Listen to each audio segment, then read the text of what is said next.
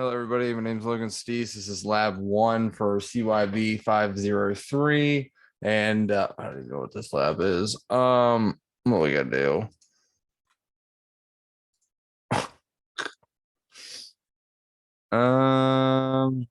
Yeah, choose any technique or tool so far discussed for credential theft and plan in detail how you're to steal credentials for Windows machines in a lab environment. Demonstrate steps and clarify why you choose that technique.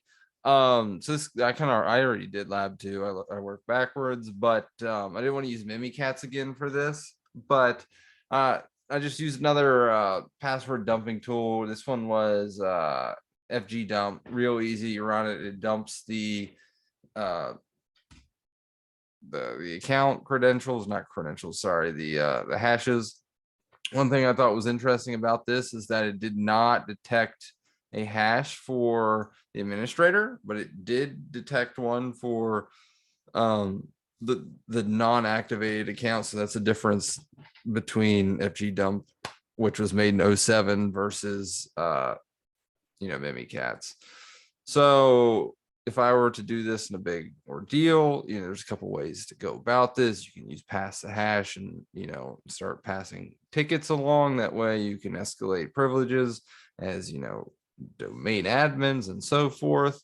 For the sake of this lab, I just said, I'm going to try and crack this hash with hashcat. And so I'm running it right now. Here is my target hash. It's running. I didn't give it any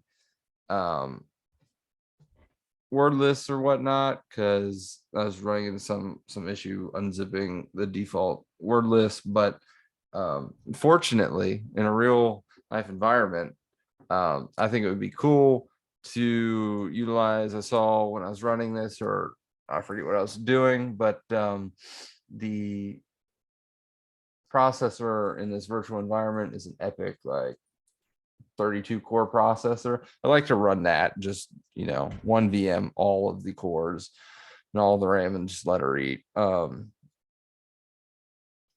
know that NTLM doesn't use salt, and fortunately it wouldn't take as long due to that. Let's lab 1. Describe how you can prevent and detect this technique.